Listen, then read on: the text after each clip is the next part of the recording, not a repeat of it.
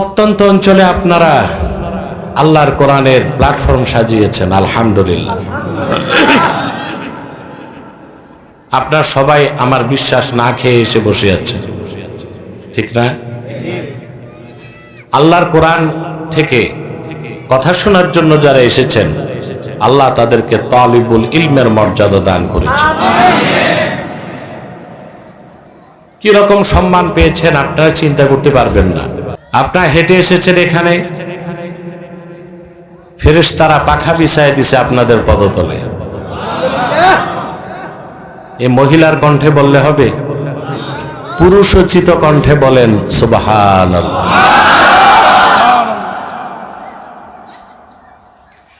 আল্লাহর হাবিব ইরশাদ করেছেন,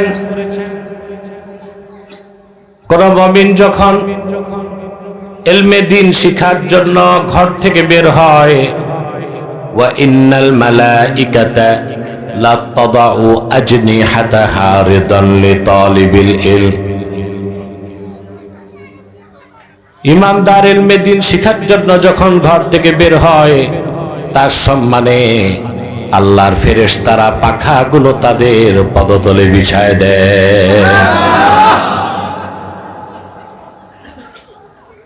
মন্ত্রী এমপি আসলে আপনারা লাল গালিচার সংবর্ধনা দেন, ঠিক না? পচা পাটের চটের তৈরি গালিচা, আর তো কিচ্ছু না। আর আপনারা ফেরেশতাদের পাখার উপর পা রেখে রেখে আসছেন।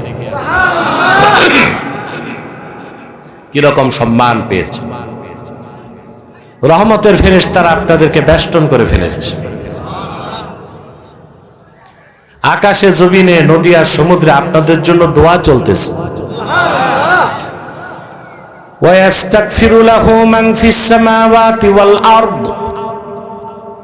আকাশ ও জমিনে আল্লাহর যত সৃষ্টি আছে সব সে বান্দার জন্য আল্লাহর কাছে গুনাহ মাফের দোয়া করে। এমনকি নদী আর সমুদ্রের কোটি কোটি মাছ আল্লাহ সে বান্দা যে দিন শিখার জন্য ঘরের বাইরে থাকে তার জন্য দোয়া করতে থাকে। কৃষিজীবী চায় কৃষি কাজে সফলতা, কত জলদি বাম্পার ফলন হবে। ব্যবসায়ী চায় ব্যবসায় সফলতা, কম পুঁজি আঙ্গুল ফুলে কলা গাছ কেমনে হওয়া যায়। রাজনীতিবিদ চায় রাজনীতিতে সফলতা। মানুষ তো মানুষ, আল্লাহর সৃষ্টি জগতে ক্ষুদ্র প্রাণীগুলো তো সফলতা চায়, চায় না?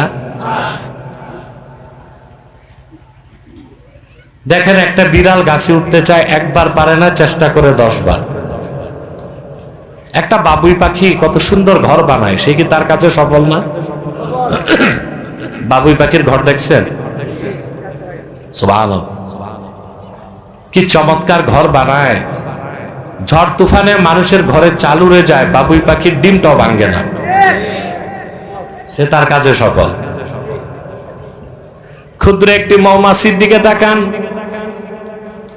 বাহারি রঙের ফুল থেকে কত সুন্দর মধু সঞ্চয় করে মানুষের জন্য সর্বশ্রেষ্ঠ খাদ্য বানায় দেয়। তামাম দুনিয়ার বিজ্ঞানীদেরকে এক জায়গায় আনলো, মৌমাছির মতো এক ফোঁটা মধু ফ্যাক্টরিতে বানাতে পারবে নাকি? তো মৌমাছি তার কাজে সফল। মানুষ তার সফল মাখলুকাত, সে তো সফলতা চাইবেই। কিন্তু অধিক সংখ্যক মানুষ 4টা জায়গায় সফলতা খুঁজে। কটা জায়গায়? মানি, পয়সা, মাসাল, পেশি শক্তি, ম্যান্ডেট, জনসমর্থন। এই যে যারা এমপি মন্ত্রী হইতে চায়। 4 নাম্বার হচ্ছে মিডিয়া, ভাইরাল হওয়া। কয় জায়গায় খুঁজে? মানি, মাসাল, ম্যান্ডেট, মিডিয়া। কিন্তু আমরা দেখতে পাই এগুলো যারা পায় আসলে তারা সফল না। আমরা তো 15 বছর দেখছি এই মানুষগুলো যারা এত সফল দেখাইছে নিজেদের, আগে পুলিশ, পিছে পুলিশ, গাড়িতে পতাকা, সেলুট, আর ওই মানুষগুলোকে ওই পুলিশই হাত করা দিয়া চোরের মতো বাইন্দা প্রিজন ভ্যানে আদালতে নেয়। এটা কি সফলতা না ব্যর্থতা? অধিকাংশ মানুষ জানে না সফলতা কোন পথে, সফলতা কোন মতে। এই পথ দেখায় দিছেন কে? আল্লাহ রাব্বুল আলামিন বলেন, ইন্না খালাকনাল ইনসানা মিন নুতফাতিন আমশাজিন নাবতালিহি ফাজআলনাহু সামিআন বাসীরা ইন্না হাদাইনাহুস সাবিলা ইম্মা শাকিরাও ওয়া ইম্মা কাফুরা। আল্লাহ রাব্বুল আলামিন বলেন, আমি মানুষকে সৃষ্টি করেছি তার পিতার বীর্য এবং মায়ের বীর্যের মিশ্রণ থেকে। অতঃপর মানুষকে আমি চক্ষুষ্মান করেছি, শ্রবণ শক্তি দিয়েছি, তারপর তারে পথ দেখায় দিছি। কোনটা হেদায়েতের পথ, সফলতার পথ, আর কোনটা গুমরাহির পথ, ব্যর্থতার পথ। হয় মানুষ সফলতার পথ গ্রহণ করে কৃতজ্ঞ বান্দা হবে, নতুবা ব্যর্থতার পথ গুমরাহিকে গ্রহণ করে না শুকরগুজার বান্দা হবে। তাহলে দুনিয়ার সফলতা ও পরকালের মুক্তির জন্য পাথেয় খুঁজতে হবে কোথায়? সেই কোরআন কারীম সূরাতুল আলাতে আল্লাহ তাআলা আমাদের সফলতার কথা বলেন। আল্লাহ পাক বলেন, কদ আফলাহা মান তাযাক্কা, সফল সেই যে তার হৃদয়কে পবিত্র করলো, ওয়া যাকারা ইসমা রাব্বিহ, রবের নামে জিকির করলো, ফাসাল্লা, পাঁচ ওয়াক্ত নামাজ পড়ল। এখন ব্যাখ্যা, হৃদয় পবিত্র করার অর্থ কি তা বুঝতে হবে। আমরা দেখি কথায় কথায় আমরা বলি, লোকটা হিন্দু হলে কি হবে, মনটা ভালো। আরে ভাই, যার ঈমান নাই তার মন আবার ভালো হয় কেমন? কথা বলেন। আবার আমরা বলে থাকি, ভদ্রলোক হিন্দু কিন্তু সত্যবাদী। নাউজুবিল্লাহ। কোন কাফের মুশরিক কখনো সত্যবাদী হতে পারে না। বলা যেতে পারে কোন অমুসলিমের বক্তব্য শুনে তার এই কথাটা সত্য, কিন্তু সত্যবাদী বলার সুযোগ নাই। ঈমান আনা ছাড়া সত্যবাদী হবার কোনো সুযোগ নাই।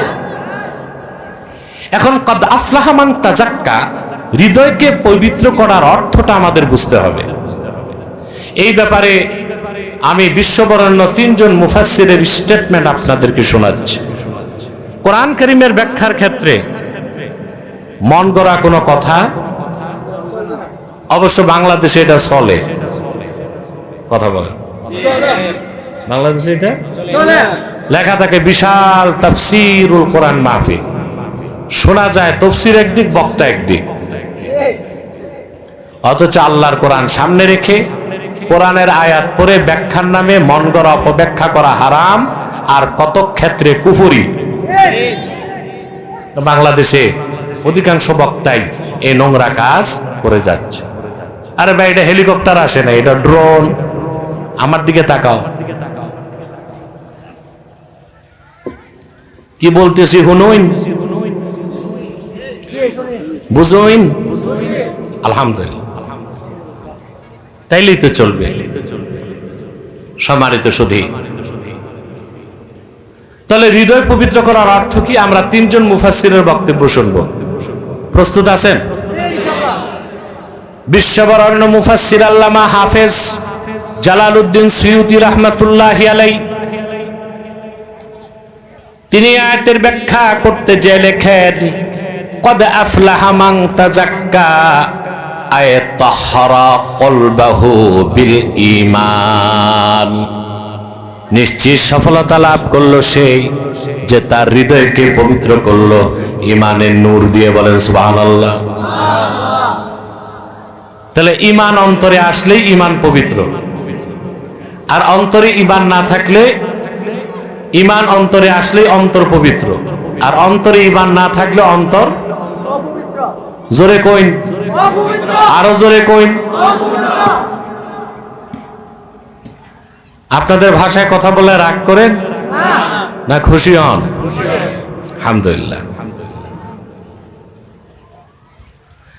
বিশ্ববরেণ্য আরেকজন মুফাসসির আল্লামা হাফেজ ইমাদুদ্দিন ইবনে কাসির রাহমাতুল্লাহি আলাইহি তাফসীরুল কোরআনিল আযীমের মধ্যে ব্যাখ্যা করতে যে লিখেন, কদ আফলাহা মান তাযাক্কা আয় তাহহারা কলবাহু মিনাশ শিরকি ওয়াল কুফরি ওয়াদ দানাস, নিশ্চিত সফলতা লাভ করলো সেই যে তার হৃদয়কে পবিত্র করলো শিরক থেকে, কুফর থেকে এবং বাতিল আকীদা থেকে। সুবহানাল্লাহ বলেন।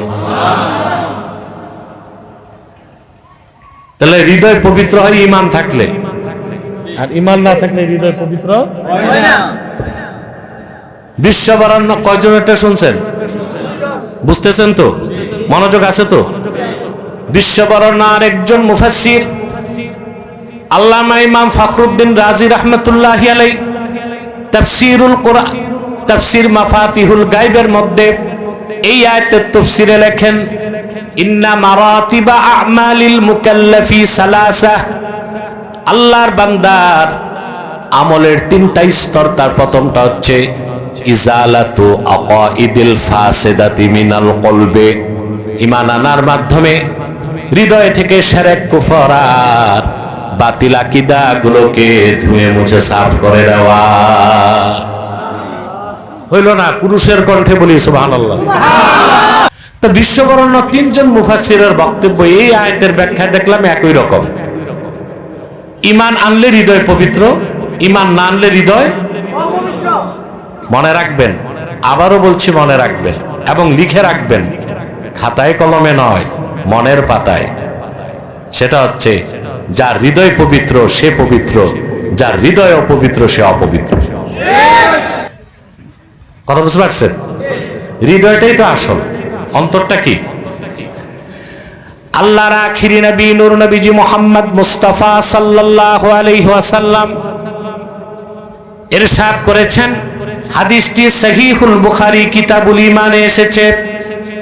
আল্লাহর হাবিব সাল্লাল্লাহু আলাইহি ওয়াসাল্লাম ইরশাদ করেছেন, আলা ওয়া ইন্না ফিল জাসাদি মুদগাহ ইযা সালাহাত সালাহাল জাসাদু কুল্লুহু ওয়া ইযা ফাসাদাত ফাসাদাল জাসাদু কুল্লুহু আলা ওয়া হিয়াল কলব। সাবধান, জেনে রেখো, মানুষের দেহের মধ্যে একটি গোশতের টুকরা আছে, সেটা ভালো হয়ে গেলে পুরা মানুষটা ভালো হয়ে যাবে, সেটা বরবাদ হয়ে গেলে পুরা মানুষটা বরবাদ হয়ে যায়। সেই গোশতের টুকরা ভালো হলে পুরা মানুষটা ভালো হয়, আর সেই গোশতের টুকরা খারাপ হয়ে গেলে পুরা মানুষটা খারাপ হয়ে যায়। সাবধান, জেনে রেখো, সেই গোশতের টুকরার নাম হচ্ছে কলব, হার্ট, হৃদয়, অন্তর, মন, দিল, হৃৎপিণ্ড। কোনটা বুঝছো? একটাই, ভিন্ন ভিন্ন ভাষায় ভিন্ন ভিন্ন। কথা বুঝতেছেন? আল্লাহর হাবিব আমার নূর নবীজি মুহাম্মদ মুস্তাফা সাল্লাল্লাহু আলাইহি ওয়াসাল্লাম ১৫০০ বছর আগে যে কথা বলেছেন, আধুনিক চিকিৎসা বিজ্ঞান ১৫০০ বছর পরে মস্তক নত করে দিছে। বিজ্ঞানও দেখছে আসলে দেহের মূল কি? হার্ট। বাঙালি আবার বাংলা কম বুঝে, ইংলিশ বেশি, এই জন্য হার্ট বলবে। ও দেখেন না, ঢাকা গুলিস্তানে রিক্সাওয়ালারে বললে বিশ্ববিদ্যালয়ে যাবা, কয় চিনি না। ইউনিভার্সিটি যাবা, কয় ওঠেন। তা আমার একটু ইংলিশটা, এই জন্য আমি হার্ট বলতেছি। ২০২০ সাল পর্যন্ত মেডিকেল সায়েন্স বলেছে, চিকিৎসা বিজ্ঞান, যে vital organ of human body is brain. মানুষের দেহে মূল অঙ্গ হচ্ছে মাথা। আর ২০২৪ সালে বিজ্ঞান এসে বলছে vital organ of human body is heart. মানুষের দেহের মূল অঙ্গ ব্রেন না, তার চেয়েও দরকার কি? কইন কইন, জোরে কইন। বিজ্ঞান দেখেছে কোন মানুষের যদি ফোনে কথা বলেন না স্টেজে, কোন মানুষের যদি মাস্টার স্ট্রোক হয় আর তার মস্তিষ্কের নিউরন কোষ যদি ৯৮% ড্যামেজ হয়, লাইফ সাপোর্টে তারে বাঁচায় রাখা যায় কয়েকদিন, কয়েক মাস। কিন্তু কারো যদি সিভিয়ার অ্যাটাক হয়, বড় হার্ট অ্যাটাক, আর যদি ৪ মিনিট তার হৃৎপিণ্ড বন্ধ থাকে, ওই লোকটাকে বাঁচাবার কোনো ট্রিটমেন্ট পৃথিবীতে না। তাহলে মূল কোনটা, মাথা না হার্ট? আল্লাহর হাবিব সাল্লাল্লাহু আলাইহি ওয়াসাল্লাম তা তো ১৫০০ বছর আগেই বলে দিচ্ছেন।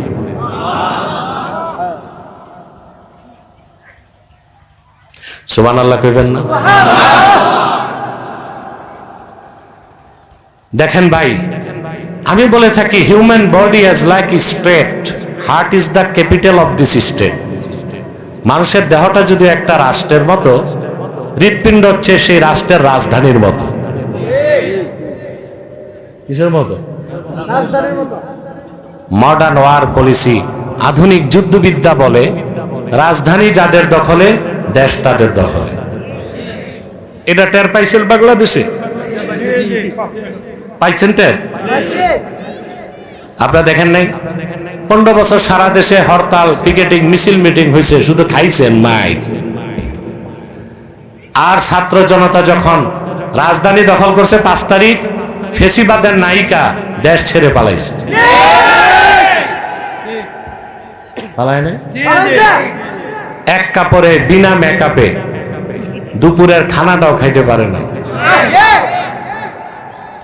ভাগছে স্বামীর বাড়ি।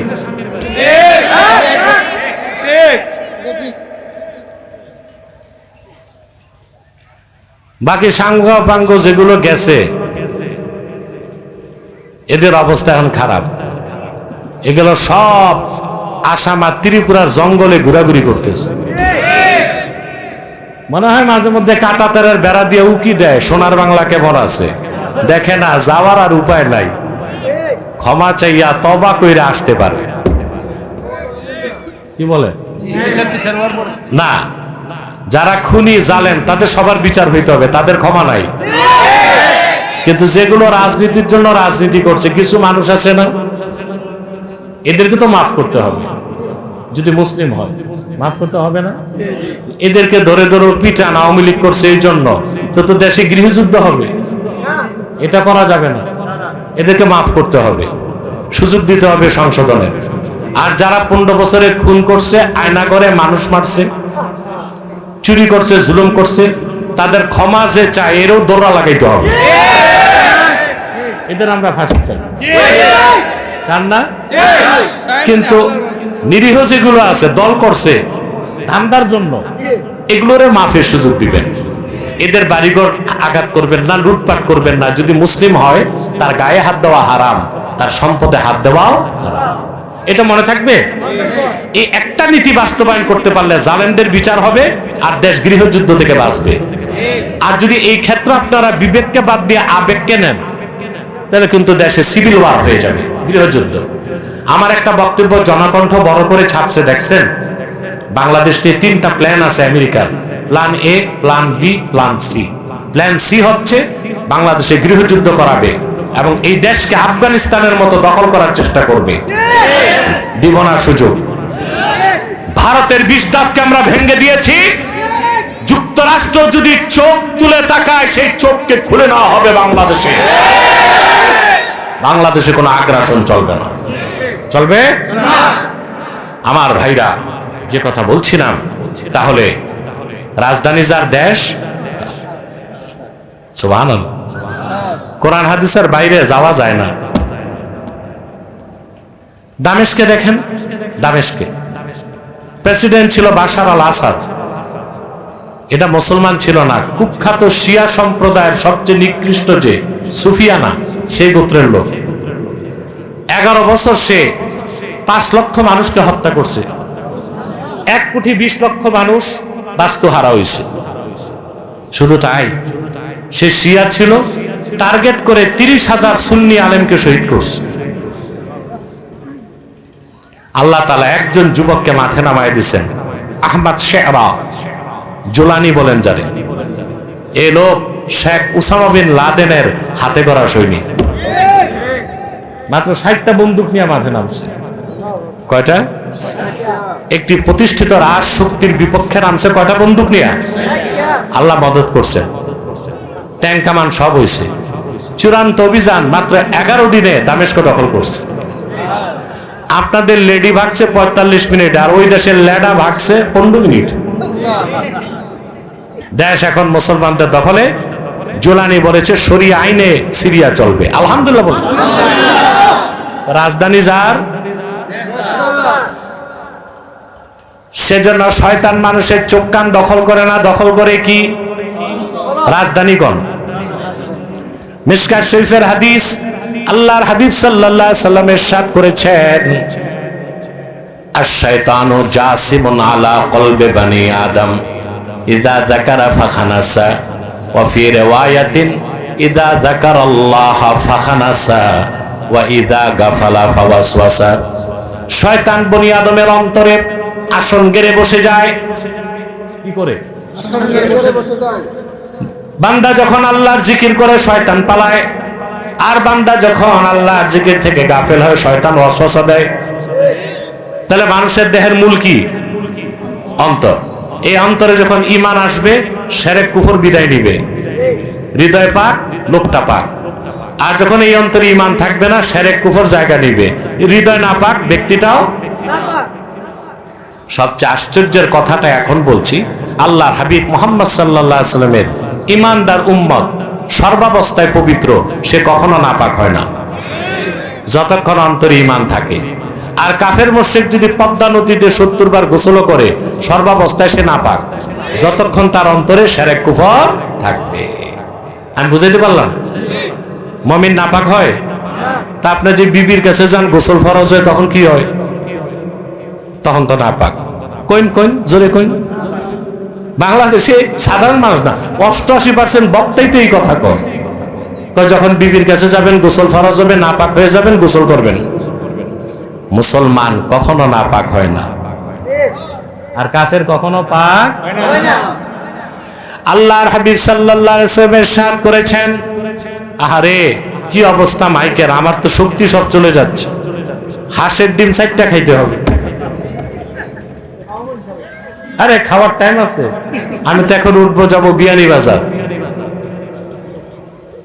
আমাদের এই প্যান্ডেল ট্যান্ডেল কিছুই লাগে না, যন্ত্র এটা অস্ত্র। এটা ঠিক, আমাদের মেজাজ ঠিক, এটাই গর্ব, সব গর্ব।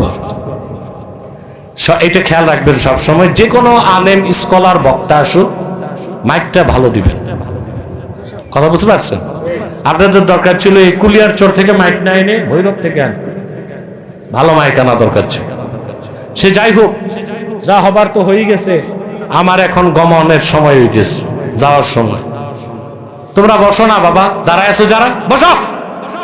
এত কঠিন কথা বললাম যে অমুসলিম বা হিন্দু যারা, মুসলমানরা বসো। চামড়ায় লাগে না? এ তো গন্ডারের চামড়ায় চোমোটা দেখা যায়।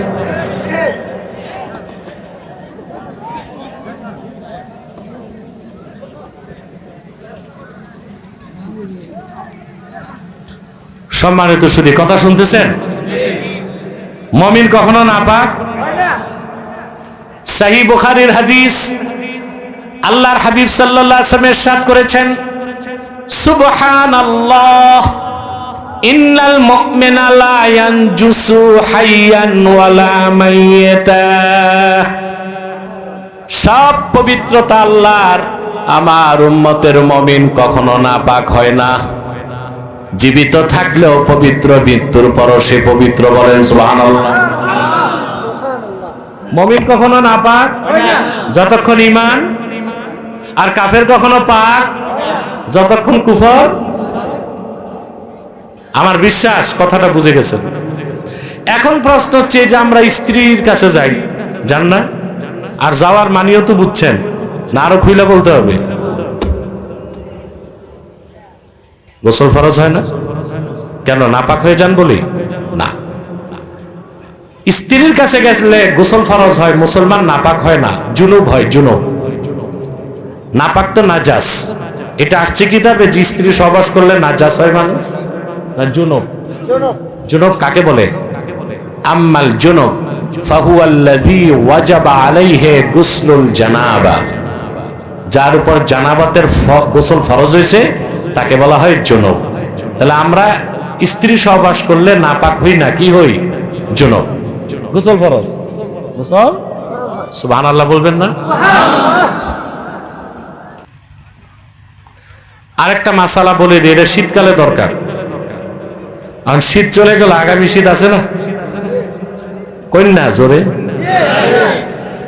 বাংলাদেশে একটা কথা আছে, মাগে কাপে বাগে। হ্যাঁ, আর এই চর অঞ্চলে তো শীত মারাত্মক আছে, শহরে নাই, আমাদের কমে গেছে। এখন দেখা যায় মাঘ মাসে যুবক স্ত্রীর সাথে ফিজিক্যাল রিলেশন করছে, গোসল ফরজ না? মাসালা জানা নেই, কষ্ট করে রাত 12টায় উঠে পুকুরে যায়, ঠক ঠক করে কাঁপে আর গোসল করে। কে কইছে তোমার এই কষ্ট করতে? চুপচাপ ঘুমায় থাকবে। সাথে সাথে কি গোসল ফরজ? কখন ফরজ?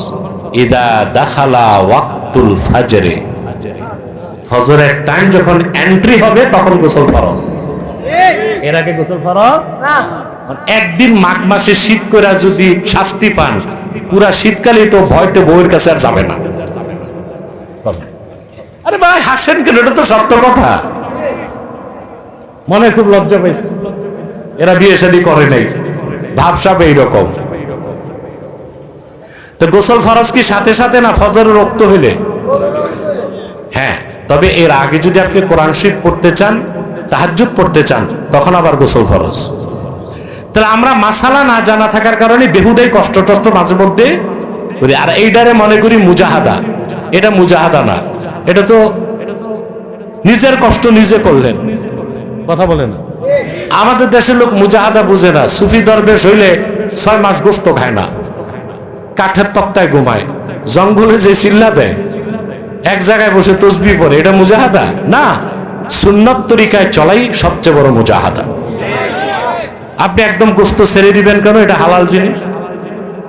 হাদিস শরীফে এসেছে, খায়রুত তাআমি ফিদ দুনিয়া ওয়াল আখিরাতিল লাহমু, দুনিয়া আখিরাতের সেরা খাদ্য হচ্ছে গোশত। মাঝে মধ্যে কম কম গোশত খাওয়া সুন্নাত, আবার প্রতিদিন বেশি বেশি খাওয়া বেদাত। কারণ খুব বেশি গোশত খেলে অন্তর শক্ত হয়ে যায়। ইমাম শাফি বলেছেন, ইন্নাল লাহমা ইউসাক্কিনুল কলবা, বেশি গোশত খেলে তা অন্তরকে শক্ত করে দেয়। তাহলে একদম গোশত ছেড়ে দাও সুন্নতের খেলাফ, আবার প্রতিদিন বেশি বেশি গোশত খাওয়াও সুন্নতের খেলাফ। তাহলে মুজাহাদা কি? সুন্নতের উপর চলা। সুবহানাল্লাহ। আমরা আমাদের দেশের পিসাবরা মুজাহাদা বুঝে না। গোশত খাবে না, গোশত ছাড়া খিচুড়ি খাবে, কাঠের তক্তায় ঘুমাবে, বুঝলেন? এর নাম দিয়েছে মুজাহাদা। আর কাপড় যেটা পরবে 3 মাস ধুইবে না, টুপিতে তিল পড়ে গেছে, 3 বছরে আতর লাগায় নাই শরীরে, প্লাস্টিকের জুতা তাও 7 বার জ্বালাই, এটার নাম দিয়েছে মুজাহাদা। খোঁজ নিলে দেখা যায় বাড়ি আছে 7টা, গাড়ি আছে 3টা, বউ আছে 2টা। এই বেলায় মুজাহাদা নাই, সব মুজাহাদা পোশাক আশাকে। শুধু দেখানো মানুষকে আমি দুনিয়া চিনি না, দুনিয়া চিনি না, এটা কি মুজাহাদা না ভণ্ডামি? তাহলে ভাই, সুন্নত তরিকায় চলার চেয়ে বড় কোনো সাধনা, সফলতা, মুজাহাদা নাই। যে কথা বলছিলাম, তো এই বেহুদা আপনি কষ্ট করবেন, শীতকালে যে পুকুরে গোসল করবেন, এটা মুজাহাদার অন্তর্ভুক্ত হবে না, বরং শরীরের উপর জুলুম করা। তাহলে মুমিন কখনো নাপাক হয় না যতক্ষণ অন্তরে ঈমান আছে, আর কাফের কখনো পাক হয় না যতক্ষণ অন্তরে কি আছে? কুফর আছে। তাহলে আমরা আজকে এই দীর্ঘ সময়ের আলোচনায় বুঝলাম যে সফলতার জন্য প্রথম কাজ হচ্ছে ঈমান আনা, আর হৃদয় থেকে শিরক কুফর দূর করা। এটা মনে থাকবে? তাহলে আমরা জীবন চলে গেল শিরক কুফর করব না। আমাদের দেশে বিভিন্ন নামে শিরক হয়। কাফের মুশরিকরা তো প্রকাশ্য শিরক করতেছে, কুফর করতেছে। আবার বাংলাদেশে পীর মুরিদির নামেও শিরক আছে। শিক্ষার নামে শিরক হয়, সংস্কৃতির নামে শিরক হয়, সবচেয়ে বেশি রাজনীতির নামে শিরক হয়। কিসের নামে? রাজনীতির নামে। এই যে মৌলভী সাহেবরা এখন দৌড় ধরছে কে কখন এমপি সংসদে যাবে। আগে সংস্কার করেন, দেশের খেদমতে সংসদে যাবেন। নিজের ঈমান যদি ঠিক না থাকে তো লাভ কি? আমাদের দেশে যে শপথ বাক্য পাঠ করায়, শপথ বাক্য সংসদে, পুরাটাই শিরকি। শপথ বাক্যে লেখা আছে, আমি শপথ করছি আমি বাংলাদেশের প্রতি অকৃত্রিম ভালোবাসা ও আনুগত্য পোষণ করি। তা আপনি কি দেশের উপর ঈমান আনবেন নাকি? না, ঈমান হবে কোরআন হাদিসের উপর। কথা বলে না। আমরা দেশকে ভালোবাসতে পারি, তবে সেই ভালোবাসা ঈমানের অংশ না। এই যে শোনেন, হুব্বুল ওয়াতানি মিনাল ঈমান, এটা একেবারেই মওযু হাদিস। দেশপ্রেম ঈমানের অঙ্গ, শোনেন না? কথা বলে না। এটা কোনো সহিহ হাদিস না। আল্লাহ আলিল মাসনুআ ফি আহাদিসিল মাওদুআতে ইমাম সুয়ুতী এটাকে মওযু বলেছেন।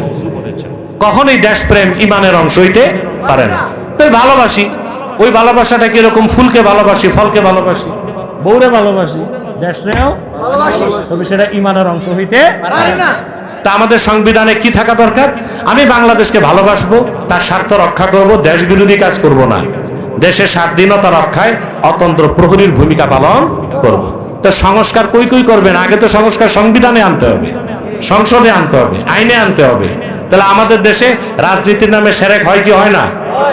সংস্কৃতির নামে, শিক্ষার নামে, পীরমুরিদের নামে। বাংলাদেশে যারা হক্কানি পীর না, বাতিল ভণ্ড পীর, এদের এক একটা আস্তানা শেরকের আখড়া। মুরিদ যে পীরকে সেজদা করতেছে, মুরিদ যে পীরের মাজারে, আল্লাহর ওলির মাজারে মাথা বসতেছে, সব শিরকি কাজ। সব কি কাজ? আল্লাহ আল্লাহ বুজুর্গ ব্যক্তির সোহবতে যাবেন, তরিকত তাসাউফ শিখবেন, সেটা ওয়াজিব। কিন্তু ভণ্ড পীরের কাছে যাওয়া হারাম এবং নাজায়েজ। তো শিরক কুফর করবেন? জোরে বলেন না, আরো জোরে না, আরো জোরে না। 2 নাম্বার হচ্ছে ওয়া যাকারা ইসমা রাব্বি, ঈমান আনার পর রবের নামে জিকির করলো। রবের নামে জিকির করেন? আপনারা যে কিভাবে জিকির করেন আমার জানা আছে। বাংলাদেশের মানুষ জিকির বুঝে না, জিকির থাকে ঠোঁটে, জিকির যায় না মনে। এই জন্য দেখা যায় সকালে জিকির করে, বিকালে জিকির করে, কিন্তু সারাদিন সুদ খায়, ঘুষ খায়, পাল্লায় ওজনে কম দেয়, এতিম ভাতিজার সম্পদ লুণ্ঠন করে, আরেকজনের খেতে সীমানা ধাক্কায়, নামের আগে হাজি, নামের পরে গাজী, 5 ওয়াক্ত নামাজি, বিচারে বসলে 2 দিক থেকে বাইপাস করে। এগুলো নাই তো এখানে? যদরকান্দি আছে নাকি? বাহ বাহ বাহ। আমি জানি না এলাকার মাতবররা আছে কিনা এখানে। আছে? আমি তো আর, দেখছেন আল্লাহ কত বাতাস দিছে, বলেন না আলহামদুলিল্লাহ, আলহামদুলিল্লাহ, আলহামদুলিল্লাহ, আলহামদুলিল্লাহ হামদান কাসীরান তাইয়্যিবান মুবারাকান ফীহি কামা ইয়ানবাগী লিজালালি ওয়াজহিকা ওয়া আযীমি সুলতানিক। প্রচুর বাতাস আল্লাহ দিছে। সম্মানিত সুধী, তাহলে যে কথা বলছিলাম, তো জিকির করবেন ঠোঁটে, আর মনে আল্লাহর জিকির আর ভয় থাকবে না, এই জিকির কাজ হবে? আমাদের দেশে এরকম জাকের বেশি না? সকালে 10 মিনিট জিকির করে, বিকালে 10 মিনিট জিকির করে, আর কি করে? সকালে 10 মিনিট মোরাকাবা, বিকালে 10 মিনিট মোরাকাবা। পীরের সবক, পীরের সবক, সবক ঠিক পালন করছে, কিন্তু সারাদিন চলতেছে শরীয়ত বিরোধী, সুদ, ঘুষ, ধোঁকাবাজি, চাঁদাবাজি, টেন্ডারবাজি সবই করতেছে। বাংলাদেশে এখন চাঁদাবাজি সব জায়গায়, গ্রামগঞ্জেও ঢুকছে। নেতা, পাতি নেতা, সাথী নেতা, সব চাঁদা, ঠিক না? শুধু আমি দেখছি মারা গেলে লাশ নেওয়ার সময় চাঁদা নেয় না, বিয়ে করতে গেলেও চাঁদা নেয় না। এমনকি বাচ্চা কাচ্চা হইলেও চাঁদা নিতে হিজড়ারা আসে। শুধু মারা গেলে চাঁদা, লাশ নেওয়ার সময়। এটা শুরু হয়ে যাবে বাংলাদেশে মনে হচ্ছে। আল্লাহ মাফ করুন। তো জিকির মানে এই নয় যে আপনি সকাল বিকাল জিকির করবেন আর সারাদিন আপনি সুদ ঘুষ খাবেন, বেসরা কাজ করবেন। ইমাম রাজির তাফসীরটা শুনাইছিলাম না? কি বলছিলেন? কি বলছিলাম? ইন্না মারাতিবা আমালিল মুকাল্লাফি সালাসা, বান্দার আমলের স্তর কয়টা? 3টা। তৃতীয়টাই হচ্ছে ইস্তিহদারু মারিফাতিল্লাহি আযজা ওয়া জাল্লা ফিল কলবে, ঈমান আনার কলবে, ঈমান আনার পর মুমিনের অন্তরে আল্লাহ সুবহানাহু ওয়া তাআলার মারিফত এবং তার জিকির রাখতে হবে। যার অন্তরে আল্লাহর জিকির থাকবে, ভয় থাকবে, সে সুদ খাবে না, ঘুষ খাবে না, নামাজ ছাড়বে না, জিনা করতে পারে না। পারে? আমাদের দেশের সবচেয়ে বড় সমস্যা দুর্নীতি। কি? দেশের থেকে কত লক্ষ টাকা, কোটি টাকা পাচার হয়েছে জানেন? আপনারা প্রত্যেকে ঋণগ্রস্ত। আগের সরকার ঋণ রেখে গেছে, যা তা বন্টন করলে আপনাদের প্রত্যেকের মাথা পিছু ঋণ হয় 1,07,000 টাকা। কত? আমার, তার, ওনার প্রত্যেকের মাথা পিছু ঋণ কত? 1,07,000 টাকা। ঋণ দিবেন কবে? বাংলাদেশ স্বাধীনের পর 72 সালে হেনরি কিসিঞ্জার, আমেরিকার পররাষ্ট্রমন্ত্রী ছিল, সে বলেছিল বাংলাদেশ তলাবিহীন ঝুড়ি। তো হেনরি কিসিঞ্জার গত বছর মারা গেছে। আমি থাকলে তারে ফোন করতাম যে এখন তোমার কথা চলবে না, 2024-এ পাইছি ঝুড়িবিহীন তলা। আগে ছিল ঝুরি, তলা ছিল না, এখন আছে তলা ঝুরি, কিচ্ছু নাই দেশে, সব চুরি হয়ে গেছে। কথা বলে না তো? চুরি করছে কারা? বড় বড় কর্মকর্তারা। কেন? তাদের তো শিক্ষার অভাব ছিল না, তাদের শিক্ষা দীক্ষা সরকার দিছিল, সচিব, উপসচিব, আমলা কামলা, ডিসিএসপি বানাইছে, মানুষ বানাইতে পারে নাই। মানুষ বানাতে শিক্ষা ব্যবস্থায় যে শিক্ষাটা থাকা দরকার, কোরআন হাদিসের মৌলিক শিক্ষা, ওইটা নাই। এই জন্য এরা বড় কর্মকর্তা হইছে, ভালো মানুষ হইতে পারে নাই। যখন অন্তরে আল্লাহর জিকির আর ভয় থাকবে, তখন কর্মকর্তা দুদককে ভয় পাবে না। সে ভয় পাবে দুদক কমিশনার দেখুক আর না দেখুক, আল্লাহর পক্ষ থেকে তো 2 কমিশনার 2 কাঁধে আছে, কেরামান কাতিবিন। তাহলে আমরা রবের নামে জিকির করব। 3 নাম্বার আল্লাহ বলেন ফাসাল্লা, 5 ওয়াক্ত নামাজ পড়লো। সুবহানাল্লাহ, পড়বো নামাজ। আমি যতটুকু মনে করি, এটা তো হাওড় এলাকা, এখানে বেনামাজি খুব বেশি, যুবকরা খুব নামাজ কম পড়ে। জুমার দিন দেখা যায় মসজিদ বারান্দা সব ভরে গেছে, আর জুমার দিন আসরের সময় 1 কাতার মুসল্লি, তো বাকিগুলি গেল কি? এরা কি ঘর জমাইছিল? আলহামদুলিল্লাহ, আলেম ওলামা তো বা আলেম ওলামা নামাজ না পড়লে ওটা কি আলেম না জালেম? যে আলেম নামাজ পড়ে ওটা তো আলেমই না, জালেম। আমি বলতেছি সাধারণ জনগণের। জুমার দিন মসজিদ বারান্দা, আর জুমার দিন আসরের সময় 1 কাতার, তো বাকিগুলি গেছে কি? ওটি ঘর জমাইছিল? কথা বলে। পরের দিন ফজরে 3 জন, ইমাম, মুয়াজ্জিন, খাদেম। আল্লাহর বান্দা ইমামের চাকরি না থাকলে এও মনে ঘুমাইত। যুবকরা একটা কথাই জিজ্ঞেস করি, চোর ডাকাত, শরাবখোর, জেনাখোর বড় পাপী না বেনামাজি বড় পাপী? একমত আমার সাথে? ইন্না তারিকাস সালাতি আকবাহু মিনাজ জানি ওয়াল কাতিলি ওয়া মুদমিনিল খামরে ওয়াস সারিক। বেনামাজি, চোর, হত্যাকারী, শরাবখোর, জেনাখোরের চেয়ে খারাপ। আহা মুসলমান, হানাফি আমরা, আমাদের মতে বেনামাজিকে কাফের বলতে পারি না, কিন্তু যে নামাজ পড়ে না সে যে মুসলমান, এই দাবি করার অধিকারও তো তার নাই, আছে? আল্লাহর হাবিব সাল্লাল্লাহু আলাইহি ওয়াসাল্লাম ইরশাদ করেছেন, মান সাল্লা সালাতানা ওয়াস্তাকবালা কিবলাতানা ওয়া আকালা যাবিহাতানা ফাযালিকাল মুসলিম। ঈমান আনার পরে যে ব্যক্তি আমাদের সালাতকে আদায় করলো, আমাদের কিবলা কাবাকে মানলো, আমাদের জবাইকৃত পশুর গোশত খেলো, সে লোকটা মুসলিম। তাহলে ঈমান আনার পরে যে নামাজ পড়ে না সে যে মুসলিম, তা বলার সুযোগ আছে? তা যুবকরা নামাজ পড়বা 5 ওয়াক্ত? শুধু একা নামাজ পড়বেন না নামাজিদেরকে প্রতিষ্ঠিত করবেন? আমরা নামাজ পড়বো 5 ওয়াক্ত। কে কে হাত তুলে দেখে? ইয়া আল্লাহ, ওয়াদা করছি আজ থেকে নামাজ 5 ওয়াক্ত আদায় করব। যদি শয়তানের ওয়াসওয়াসায় নামাজ ছুটে যায়, তাৎক্ষণিক তওবা করে কাজা হিসেবে নামাজ আদায় করব। যুবকরা ওয়াদা করছো, মনে থাকবে? হাত নামাও। নামাজ শুধু পড়লেই হবে না, নামাজ প্রতিষ্ঠিত করতে হবে। নামাজ প্রতিষ্ঠার দায়িত্ব হচ্ছে ইসলামী সরকারের, কারণ তোমাদের তো ইসলামী সরকার নাই। এই জন্য শরিয়া ভিত্তিক রাষ্ট্র প্রতিষ্ঠা করার সংগ্রাম ফরজ।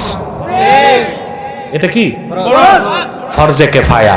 একটা দল কাজ করবে, এই জন্য বাকিরা সমর্থন দিবে।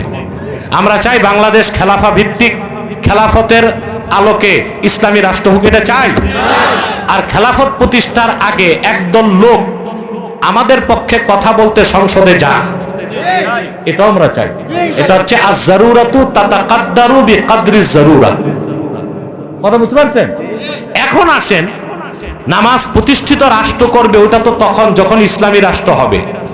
এর আগে কি আমরা সমাজ ও রাষ্ট্রে নামাজ প্রতিষ্ঠিত করতে পারি না? পারি পারি পারি বাবা, এটা তোমাদের হাতে। ইউনূস মিয়া কিছু সংস্কার করবে, যে বয়স তার 86 বছর, কি সংস্কার করবে? বেশি মিছিল মিটিং করবা, হঠাৎ মরে যাবে, এক বিপদ হবে, নইলে লাইফ সাপোর্টে যাবে। সংস্কার তার হাতে না, সংস্কার জনগণের হাতে।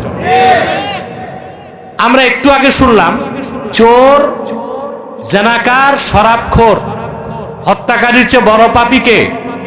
বেনামাজি। কিন্তু কষ্ট পায় না, তোমাদের দেশে অধিকাংশ মসজিদের কমিটির সদস্য তো বেনামাজি, সভাপতি বেনামাজি, সুদখোর, সেক্রেটারি বেনামাজি, ঘুষখোর।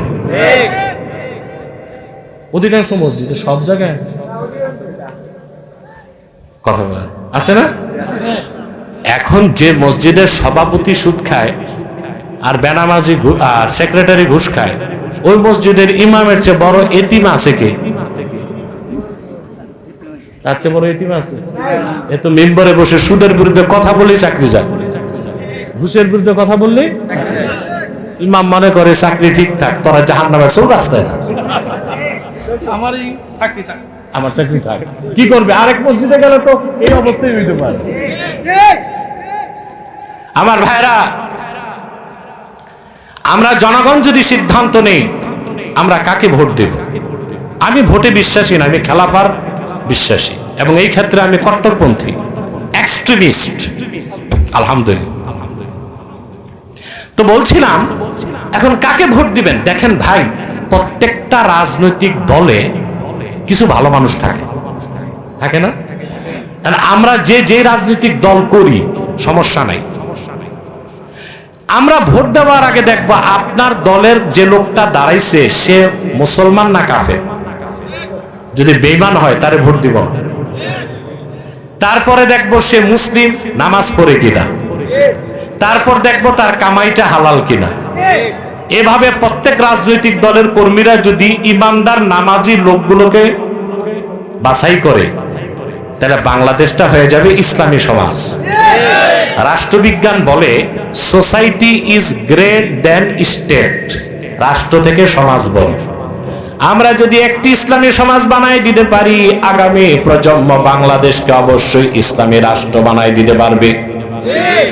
আমরা নামাজ পড়বো, কটা কথা বললাম, শিরক কুফর অন্তর থেকে বের করে ইমানের নূর দিয়ে অন্তরকে ভরে ফেলবো। রবের নামে জিকির করব, জিকির থাকবে ঠোঁটে, জিকির থাকবে মনে, 5 ওয়াক্ত নামাজ পড়বো। আল্লাহ বলেন আমার ওই বান্দা সফল হয়ে গেল, বলেন সুবহানাল্লাহ।